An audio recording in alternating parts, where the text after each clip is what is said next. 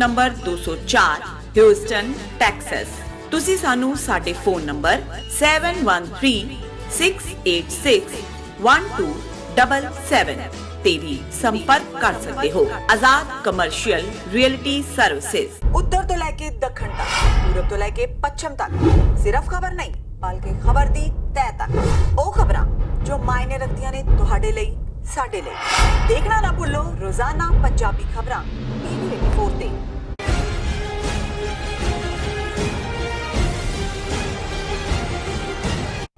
ਦਰਸ਼ਕੋ, break ਤੋਂ ਬਾਅਦ ਤੁਹਾਡਾ ਸਭ ਦਾ ਨਿੱਘਾ ਸਵਾਗਤ ਹੈ। ਜੋ ਅੱਜ ਦਾ ਦੂਸਰਾ ਅਹਿਮ ਇਸ਼ੂ ਸੀ ਉਹ ਇਹ ਸੀ ਕਿ ਅਮਰਿੰਦਰ ਅਤੇ ਬਾਦਲ ਦੋਵੇਂ ਹੀ ਹਿੰਦੂ ਤਵੀ ਅਕਾਵਾਂ ਦੇ ਦੁਮਛੱਲੇ। ਇਸ ਉੱਪਰ ਡਾਕਟਰ ਸਾਹਿਬ ਨੇ ਆਪਣੇ ਵਿਚਾਰ ਦਿੱਤੇ ਨੇ ਔਰ ਜੋ ਦੋਨੋਂ ਸੈਗਮੈਂਟ ਤੇ ਤੁਹਾਡੇ ਜੋ ਮੈਸੇਜ ਨੇ ਉਹ ਸਾਨੂੰ ਮਿਲ ਚੁੱਕੇ ਨੇ। ਅਸੀਂ ਥੋੜੇ ਹੀ ਪਲਾਂ ਵਿੱਚ ਇਹਨਾਂ ਨੂੰ ਸ਼ੇਅਰ ਕਰਨ ਜਾ ਰਹੇ ਹਾਂ। ਤੁਸੀਂ ਸਾਡੇ ਨਾਲ ਇਸੇ ਤਰ੍ਹਾਂ ਹੀ ਬਣੇ ਰਹਿਣਾ। ਲਿਖਣ ਲਈ ਤੁਹਾਡਾ ਸਭ ਦਾ ਬਹੁਤ-ਬਹੁਤ ਸ਼ੁਕਰੀਆ। ਹੁਣ ਆਪਾਂ ਗੱਲਬਾਤ ਕਰਾਂਗੇ ਅੱਜ ਦੇ ਥਰਡ ਇਸ਼ੂ ਪਰ। ਡਾਕਟਰ ਸਾਹਿਬ ਕੋਲੋਂ ਉਹਨਾਂ ਦੇ ਵਿਚਾਰ ਸੁਣਦੇ ਹਾਂ। ਜੀ ਡਾਕਟਰ ਸਾਹਿਬ, ਕੀ ਕਹਿਣਾ ਚਾਹੋਗੇ? ਦੇਖੋ, ਲੁਧਿਆਣੇ ਤੋਂ member parliament MLA Simarjeet Singh Bains ji ਹੈ ਤਾਂ ਬੇਇਤਬਾਰ, ਕਿਉਂਕਿ ਬੀਜੇਪੀ ਦੇ ਨਾਲ ਵੀ ਕਿਤੇ ਨਾ ਕਿਤੇ ਸਾਂਢ-ਗਾਂਢ ਹੈ। ਕਰਤਾਰਪੁਰ ਕੋਰੀਡੋਰ ਦੇ ਮੁੱਦੇ ਤੇ ਜਾਂ ਪੁਲਵਾਮਾ ਤੋਂ ਬਾਅਦ ਵੀ ਬਹੁਤ ਮੂੰਹ ਖੋਲ ਕੇ ਜਿਵੇਂ ਹਿੰਦੂਤਵਾਦ ਦੇ ਜਿਹੜੇ ਐਡਵੋਕੇਟ ਹੁੰਦੇ ਨੇ ਉਹਨਾਂ ਵਾਂਗ ਬੋਲਦੇ, ਲੇਕਿਨ ਕਈ ਵਾਰ ਮੁੱਦੇ ਉਹ ਠੀਕ ਚੁੱਕਦੇ ਜੀ। ਔਰ ਬੇਸ਼ੱਕ ਉਹਦੇ 'ਚੋਂ ਵੀ ਸਿਆਸਤ ਹੁੰਦੀ, ਲੋਕਾਂ 'ਚ ਵੀ ਇਹਨਾਂ ਦੋਨਾਂ ਭਰਾਵਾਂ ਦੀ ਪਪੂਲੈਰਿਟੀ ਹੈ। ਇਹਦੇ ਬਾਵਜੂਦ ਕਿ ਇਸ ਵਾਰ ਇੰਨੀ ਜਿਹੜੀ ਹੈ ਉਹ ਇੱਕ ਵੇਵ ਸੀ, ਇੱਕ ਪਾਸੇ ਪੰਜਾਬ 'ਚ ਕਾਂਗਰਸ ਦੀ ਹਕੂਮਤ ਔਰ ਉਧਰ ਮੋਦੀ ਦੀ। ਬੇਸ਼ੱਕ MP ਦੀ ਸੀਟ ਉਹਨੇ ਹਾਰੀ, ਬਟ 2-2.5 ਲੱਖ ਵੋਟਾਂ ਲੈ ਗਏ। ਸੋ ਮੁੱਦੇ ਉਹਦੇ ਜਿਹੜੇ ਨੇ, ਜਿਵੇਂ ਕਰਪਸ਼ਨ ਦੇ ਮੁੱਦੇ ਦੇ ਉੱਤੇ ਵੀ ਕਿਤੇ ਜਾ ਕੇ ਛਾਪਾ ਮਾਰ ਦੇਣਾ, ਆਪ ਪਹੁੰਚ ਜਾਣਾ ਲੋਕਾਂ ਦੇ ਲਈ। ਇਹ ਮੈਨੂੰ ਪਤਾ ਲੱਗਿਆ ਵੀ ਇਹਨਾਂ ਨੇ ਆਪਣੇ ਹਲਕੇ ਦੇ ਵਿੱਚ ਪੂਰੇ ਦਫ਼ਤਰ ਖੋਲ੍ਹੇ ਹੋਏ ਨੇ, ਲੋਕਾਂ ਦੀਆਂ ਸਮੱਸਿਆਵਾਂ ਵੀ ਭਰਾ ਹੱਲ ਕਰਦੇ ਨੇ, ਨਾਲ ਉਹਨਾਂ ਦੇ ਤੁਰਦੇ ਨੇ। ਸੋ ਜ਼ਾਹਰ ਹੈ ਕਿ ਲੋਕਾਂ ਦੇ ਵਿੱਚ ਇਹਨਾਂ ਦੀਆਂ ਜੜ੍ਹਾਂ ਹੁੰਦੀਆਂ ਨੇ। ਅਲਟੀਮੇਟਲੀ ਸਿਆਸਤ 'ਚੋਂ ਉਹਨਾਂ ਨੂੰ ਤੁਸੀਂ ਬੇਦਖਲ ਨਹੀਂ ਕਰ ਸਕਦੇ।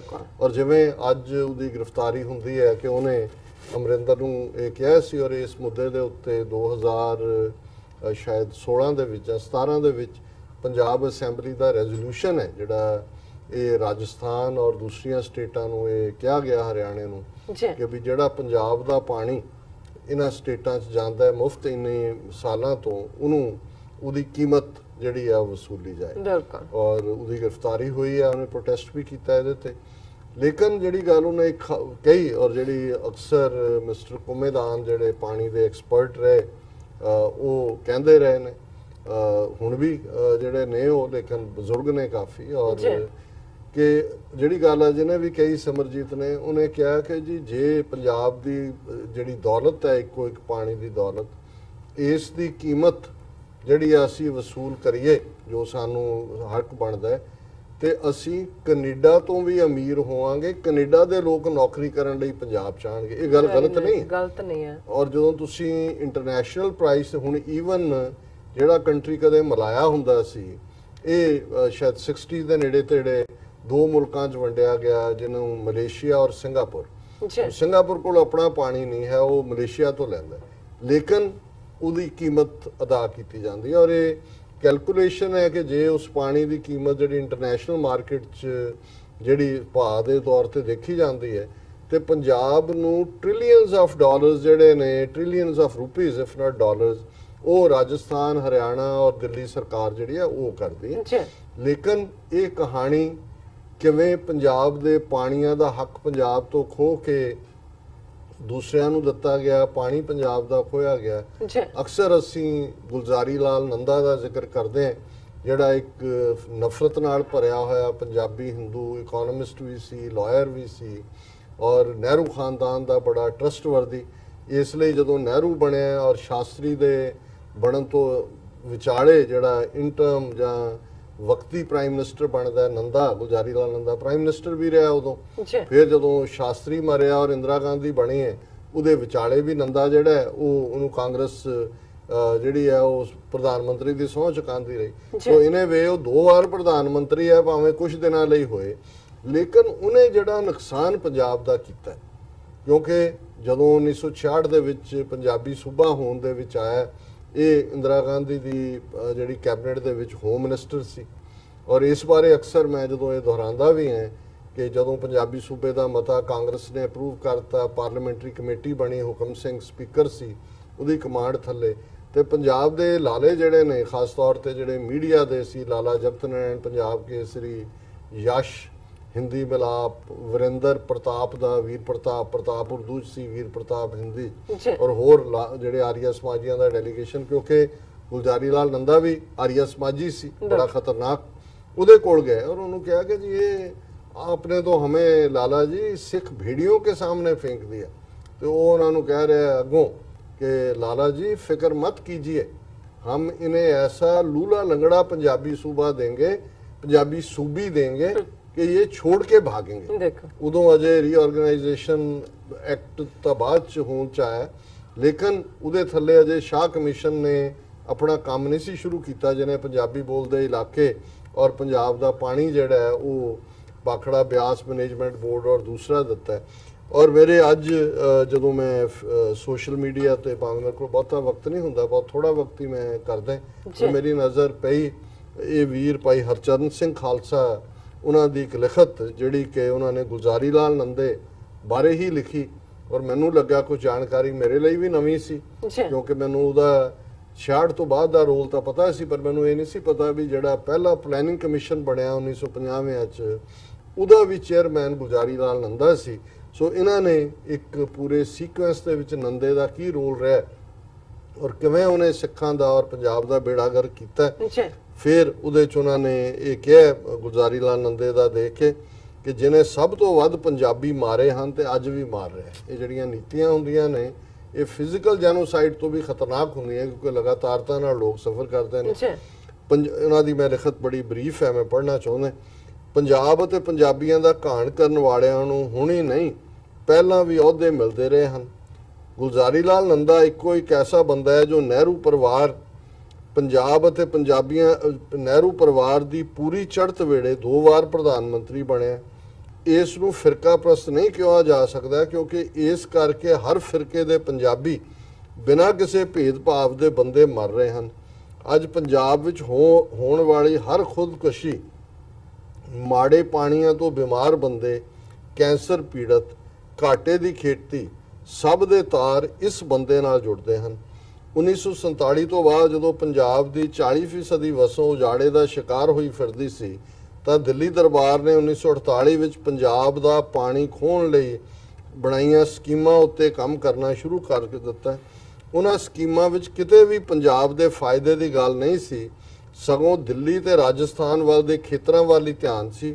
ਗੁਲਜ਼ਾਰੀ ਲਾਲ ਨੰਦਾ ਕਾਨੂੰਨੀ ਮਾਹਰ ਸੀ, ਇਕੋਨੋਮਿਸਟ ਸੀ, ਬਹੁਤ ਸ਼ਾਤਰ ਬੰਦਾ ਸੀ। ਇਸ ਨੂੰ 1950 ਵਿੱਚ ਭਾਰਤੀ ਪਲੈਨਿੰਗ ਬੋਰਡ ਦਾ ਮੁਖੀ ਬਣਾਇਆ ਗਿਆ ਅਤੇ ਇਸ ਦਾ ਮੁੱਖ ਕੰਮ ਪੰਜਾਬ ਦੇ ਪਾਣੀਆਂ ਨੂੰ ਖੋਣ ਦਾ ਹੀ ਸੀ।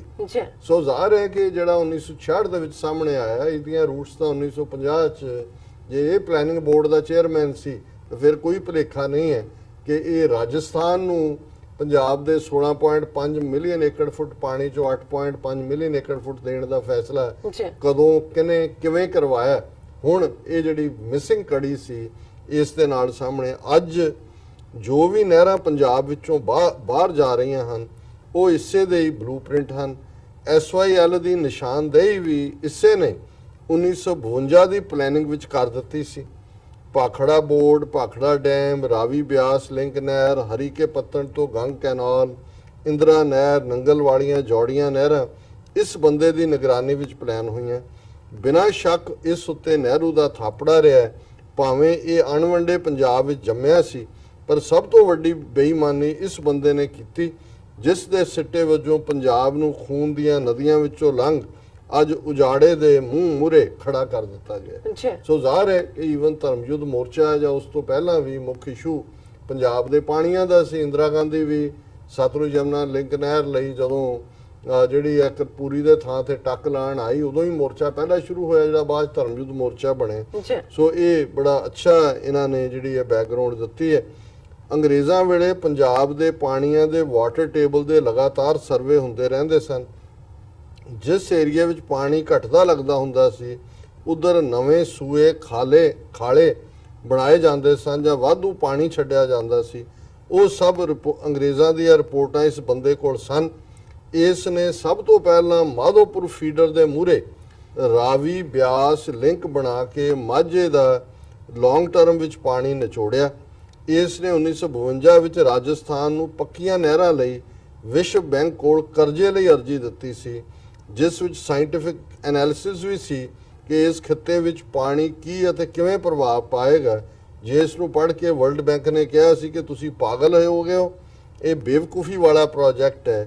ਇਹਨਾਂ ਨਹਿਰਾਂ ਨਾਲ ਰੇਗਿਸਤਾਨ ਭਾਵੇਂ ਵਸ ਜਾਏ ਪਰ ਪੰਜਾਬ ਉਜੜ ਜਾਏਗਾ। ਸੋ ਇਹ ਮੈਂ ਵੀਰ ਹਰਚੰਦ ਸਿੰਘ ਖਾਲਸਾ ਜੀ ਦਾ ਸ਼ੁਕਰੀਆ ਅਦਾ ਕਰਦਾ ਕਿ ਉਹਨਾਂ ਨੇ ਉਹ ਜਾਣਕਾਰੀ ਪ੍ਰੋਵਾਈਡ ਕੀਤੀ ਹੈ ਜਿਹੜੀ ਪਹਿਲਾਂ ਕਿਤੇ ਮੇਰੇ ਐਟਲੀਸਟ ਪੜਨ ਜਾਂ ਦੇਖਣ ਵਿੱਚ ਨਹੀਂ ਆਈ। ਜੀ ਰਾਜ ਸਾਹਿਬ, ਹੁਣ ਆਪਣੇ ਦਰਸ਼ਕਾਂ ਦੇ ਜੋ ਮੈਸੇਜ ਨੇ ਉਹ ਸ਼ੇਅਰ ਕਰਨ ਜਾ ਰਹੇ ਹਾਂ। ਅਸੀਂ ਸਭ ਦਾ ਬਹੁਤ-ਬਹੁਤ ਸ਼ੁਕਰੀਆ ਅਦਾ ਕਰਦੇ ਹਾਂ। ਸੋ ਪਹਿਲੇ ਸੈਗਮੈਂਟ ਤੇ इफ्तिकार अली शाह सान लिखते ने, Pakistani really respect and love Sikh brothers, लेकिन अपनी आज़ादी की जंग सिख भाइयों को खुद करनी होगी। हमारी सपोर्ट हमेशा आपके साथ रहेगी। जो चीज़ आसानी से मिल जाती है उसकी कदर नहीं होती, इसलिए सिखों को लड़कर अपनी आज़ादी लेनी पड़ेगी। You need only one Bhagat Singh. ਸੋ ਸ਼ੁਕਰੀਆ ਭਾਈਜਾਨ ਤੁਹਾਡਾ ਜੀ। ਭਾਈ ਗੁਰਮੀਤ ਸਿੰਘ ਬੱਬਰ ਜੀ ਸਾਨੂੰ ਲਿਖਦੇ ਹਨ, ਡਾਕਟਰ ਸਾਹਿਬ ਫਿਰ ਇੱਕ ਵਾਰ ਤੁਹਾਨੂੰ ਕਵਾਂਗਾ, ਪਾਕਿਸਤਾਨ 'ਚ ਉਹ ਪ੍ਰਧਾਨ ਮੰਤਰੀ ਬਣਿਆ ਜਿਨੇ ਕੱਪ ਜਿੱਤੇ ਸੀ, ਇੰਡੀਆ 'ਚ ਉਹ ਜਿਨੇ ਕੱਪ ਧੋਤੇ ਸੀ, ਸੰਜੋਗਾਂ ਦੀ ਗੱਲ ਆ। ਸੋ ਉਹਨਾਂ ਨੇ ਫਤਿਹ ਵੀ ਸਾਨੂੰ ਬੁਲਾਈ ਹੈ। ਇਫਤਿਕਾਰ ਅਲੀ ਸ਼ਾਹ ਸਾਨੂੰ ਕਹਿੰਦੇ ਨੇ ਖਾਲਸਾ ਜ਼ਿੰਦਾਬਾਦ। ਐਂਡ ਐਸਓ ਸੁਰਿੰਦਰ ਜੀ ਯੂਕੇ ਤੋਂ ਸਾਨੂੰ ਲਿਖਦੇ ਨੇ, ਉਹਨਾਂ ਦੀ ਲਿਖਤ ਦੀ ਹੈਡਿੰਗ ਹੈ ਹਿੰਮਤੇ ਮਰਦਾ ਮਦਦੇ ਖੁਦਾ। ਸੋ ਉਹਨਾਂ ਲਿਖਿਆ, ਹਾਂਗਕਾਂਗ ਦੇ ਲੋਕਾਂ ਨੇ ਪਾਰਲੀਮੈਂਟ ਤੇ ਹਮਲਾ ਕਰਕੇ ਇਸ ਵਿੱਚ ਭੰਨ ਤੋੜ ਕੀਤੀ। ਲੱਖਾਂ ਲੋਕਾਂ ਤੇ ਸੜਕਾਂ ਤੇ ਆਉਣ ਨਾਲ ਸਰਕਾਰ ਨੂੰ ਹੱਥਾਂ ਪੈਰਾਂ ਦੀ ਪੈ ਗਈ ਹੈ। ਹਾਲ ਦੀ ਘੜੀ ਕਾਲਾ ਕਾਨੂੰਨ ਸੰਸਦ ਦੀ ਟੇਬਲ ਤੇ ਨਾ ਆਉਣ ਦੀ ਸੰਭਾਵਨਾ ਹੈ, ਲੇਕਿਨ ਇਸ ਰੋਸ ਪ੍ਰਦਰਸ਼ਨ ਨੇ ਚੀਨ ਦੀ ਲੰਬੜਦਾਰੀ ਨੂੰ ਸੱਟ ਮਾਰੀ ਹੈ। ਜ਼ਾਹਿਰ ਹੈ ਕਿ ਜੇਕਰ ਇਹ ਪ੍ਰਦਰਸ਼ਨ ਚੀਨ ਵਿੱਚ ਹੁੰਦਾ, ਇਸ ਨੂੰ ਫੌਜੀ ਬੂਟਾਂ ਹੇਠਾਂ ਦਰੜ ਦਿੱਤਾ ਜਾਂਦਾ। ਹਾਂਗਕਾਂਗ ਦੇ ਲੋਕਾਂ ਨੇ ਪਹਿਲਾਂ ਬਰਤਾਨੀਆ ਦੀ ਮਨੁੱਖੀ ਆਜ਼ਾਦੀ ਮਾਣੀ ਹੈ। ਉਹ ਸਮਝਦੇ ਹਨ ਜੇਕਰ ਚੀਨ ਦਾ ਕੋਈ ਕਾਲਾ ਕਾਨੂੰਨ ਇੱਥੇ ਇੱਕ ਵਾਰ ਲਾਗੂ ਹੋ ਗਿਆ, ਫਿਰ ਚੀਨ ਲਈ ਹਾਂਗਕਾਂਗ ਵਿੱਚ ਦਖਲ ਅੰਦਾਜ਼ੀ ਦਾ ਰਾਹ ਖੁੱਲ ਜਾਵੇਗਾ। ਦੁਬਾਰਾ ਚੀਨ ਦੀ ਦਖਲ ਅੰਦਾਜ਼ੀ ਨੂੰ ਰੋਕਣਾ ਨਾਮੁਮਕਿਨ ਹੋ ਜਾਵੇਗਾ। ਲੱਖਾਂ ਲੋਕਾਂ ਦਾ ਸੜਕ ਤੇ ਆਉਣਾ ਦੁਨੀਆ ਦੇ ਉਹਨਾਂ ਲੋਕਾਂ ਲਈ ਸੰਕੇਤ ਹੈ ਜੋ ਸਦਾਬਾਰੀ ਮਦਦ ਦੀ ਉਡੀਕ ਕਰਦੇ ਹਨ। ਮਨੁੱਖੀ ਅਧਿਕਾਰਾਂ ਦੇ ਕਤਲ ਨੂੰ ਰੱਬ ਦਾ ਭਾਣਾ ਮੰਨ ਕੇ ਬਰਦਾਸ਼ਤ ਕਰ ਲੈਂਦੇ ਹਨ, ਜਦ ਕਿ ਆਪਣੇ ਹੱਕਾਂ ਲਈ ਆਪ ਲੜਨਾ ਪੈਂਦਾ ਹੈ। ਹਿੰਮਤੇ ਮਰਦਾ ਮਦਦੇ ਖੁਦਾ, ਇਹ ਕਹਾਵਤ ਹਾਂਗਕਾਂਗ ਦੇ ਲੋਕ ਸਿੱਧ ਕਰ ਚੁੱਕੇ ਹਨ। ਸੋ ਅਮਰੀਕ ਸਿੰਘ ਸੈਣੀ ਸਾਨੂੰ ਲਿਖਦੇ ਨੇ, ਵਾਹਿਗੁਰੂ ਜੀ, ਕਹਿੰਦੇ ਨੇ ਕਿ ਵਾਹਿਗੁਰੂ ਚੜ੍ਹਦੀ ਕਲਾ 'ਚ ਰੱਖੇ। ਦਰਸ਼ਨ ਸਿੰਘ ਜੀ ਸਾਨੂੰ ਫਤਿਹ ਬੁਲਾਉਂਦੇ ਨੇ। ਭਾਈ ਗੁਰਮੀਤ ਸਿੰਘ ਜੀ ਸਾਨੂੰ ਬੱਬਰ ਕਹਿੰਦੇ ਨੇ ਐਕਸਲੈਂਟ। ਐਂਡ ਬਾਦ ਸਿੰਘ ਜੀ ਸਾਨੂੰ ਫਤਿਹ ਬੁਲਾਉਂਦੇ ਨੇ। ਬਾਦ ਸਿੰਘ ਜੀ ਸਾਨੂੰ ਕਹਿੰਦੇ ਨੇ this is the time when Pakistan can bring truth about India in front of world and unveil the curtain of false peace leader from India's face. Pakistan can find many relatives of Dawal in Baloch area. Ajit Doval, ਹਾਂ ਕੋਈ ਸ਼ੱਕ ਨਹੀਂ ਹੈ, ਸਾਰਾ ਕੁਲਭੂਸ਼ਣ ਯਾਦਵ ਤੋਂ ਲੈ ਕੇ ਉਹ ਵੀ ਉਹਦਾ ਰਿਸ਼ਤੇਦਾਰ ਹੈ। ਬਿਲਕੁਲ। ਔਰ ਹੁਣ ਜਿਹੜਾ ਇਹਨਾਂ ਦੀ ਸਫਾਈ ਚੰਗੀ ਤਰ੍ਹਾਂ ਹੋਏਗੀ ਰਾਹ ਵਾਲਿਆਂ ਦੀ ਜੀ। ਇਸੇ ਤਰ੍ਹਾਂ ਦੂਸਰੇ ਸੈਗਮੈਂਟ ਤੇ ਵੀ ਮੈਸੇਜ ਨੇ। ਮੁਹੰਮਦ ਅਬਦ, ਤੁਸੀਂ ਪਹਿਲਾਂ ਪੜੋਗੇ?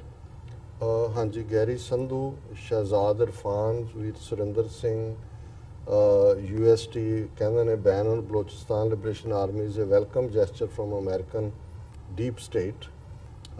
AS Tir ਕਹਿੰਦੇ ਨੇ all peace loving countries of the world should support the establishment of Khalistan as it would bring peace and much needed prosperity to all people in the region. The question is ਅੱਗੇ ਉਹਨਾਂ ਦਾ ਕੱਟਿਆ ਗਿਆ। ਸੋ ਜ਼ਾਹਰ ਹੈ ਅਸੀਂ ਹਮੇਸ਼ਾ ਹੀ ਇਸ ਗੱਲ ਨੂੰ ਕਹਿੰਦੇ ਕਿ ਇੱਕੋ ਇੱਕ ਹੱਲ ਹੈ ਸਾਊਥ ਏਸ਼ੀਆ 'ਚ ਜਿੱਥੇ ਕਿ 1/5 ਹਿਊਮਨ ਕਾਈਂਡ ਦਾ ਵਸਦਾ ਹੈ, ਕਿ ਖਾਲਿਸਤਾਨ ਇੱਕ ਬਫਰ ਸਟੇਟ ਭਾਰਤ, ਪਾਕਿਸਤਾਨ ਔਰ ਚੀਨ ਦੇ ਵਿਚਾਲੇ ਇਹੀ ਉੱਥੇ ਪੀਸ, ਪ੍ਰੋਸਪੈਰਿਟੀ ਔਰ ਸਟੇਬਿਲਿਟੀ ਇਸ ਨੂੰ ਦੇ ਸਕਦੀ ਹੈ। ਔਰ ਅਨਦਰ ਕਲਿਸ਼ੇ ਦੀ ਆਈਡੀ ਤੋਂ ਉਹਨਾਂ ਨੇ ਕਿਹਾ doctor Sahib is the best, ਬਹੁਤ ਸ਼ੁਕਰੀਆ। ਹਾਫਿਜ਼ ਤਨਜ਼ੀਲ ਕਹਿੰਦੇ ਨੇ ਪਾਕਿਸਤਾਨ ਐਂਡ ਖਾਲਿਸਤਾਨ ਐਂਡ ਕਸ਼ਮੀਰ ਜ਼ਿੰਦਾਬਾਦ। ਵੀਰ Surinder Singh, Waheguru ji. Rana Wasim in Dr. Sahab, do you hi doctor, you do very well, I like your program। Rana ji, बहुत शुक्रिया। ਔਰ ਤੁਸੀਂ ਹੁਣ ਜਾ ਜੀ ਸਕਦੇ ਹੋ। ਜੀ ਸਾਨੂੰ ਦੂਸਰੇ ਸੈਗਮੈਂਟ ਤੇ ਮੈਸੇਜ ਨੇ ਮੁਹੰਮਦ ਅਬਦੁਲ ਸ਼ਕੂਰ ਸਾਨ ਲਿਖਦੇ ਨੇ all Pakistani welcome 6 around the world to come to Pakistan and visit their religious places ਉਹਨਾਂ ਲਿਖਿਆ and ਫਿਰ ਉਹਨਾਂ ਲਿਖਿਆ mob violence against Muslim minorities in India by Hindu RSS at its peak और engineer Muhammad Bilal san लिखते हैं and hopefully after the completion of this corridor milestone we will hopefully go for permanent visa facility for diaspora 6 who can afford to go to India due to life threats or other issues and Hassan Bhatti Rana ji san लिखते हैं खालसा जिंदाबाद पाकिस्तान जिंदाबाद और उन्होंने फिर लिखा खालसा जिंदाबाद पाकिस्तान जिंदाबाद दर्शन सिंह जी सानू फतेह बुलाते ने मोहम्मद अब्दुल शकूर सानू फिर दोबारा लिखते हैं lot of videos goes viral and Ali Chaudhary Rafat सान लिखते हैं डॉक्टर साहब लिव लॉन्ग तो लिखा उन्होंने एंड फिर इंजीनियर मोहम्मद बिलाल सानू फिर दोबारा लिखते हैं doctor Amarjeet Sahab may Allah bless you with more wisdom as you are very wise and open-eyed leader. Your old viewers is back. For your information in our side of border, much work is completed and little is remaining. ਬਹੁਤ ਸ਼ੁਕਰੀਆ ਭਾਈ ਸਾਹਿਬ ਤੁਹਾਡੇ compliment ਦਾ।